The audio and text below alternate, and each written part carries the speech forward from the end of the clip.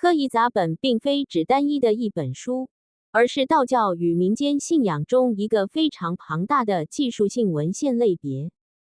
简单来说，科仪是指宗教仪式的规范与程序，杂本则是指那些在民间流传、内容较为杂薄的记录本。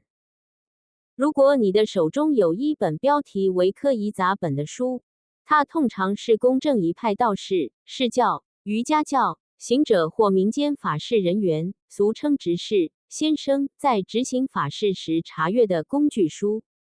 以下是这类文本通常包含的核心内容：一、法事程序科范，这是书中最主要的部分，记录了各种法事的先后顺序。请神仪式，如何恭请特定神明降临坛场、安灵、发引。丧葬科仪中关于安置灵位或出殡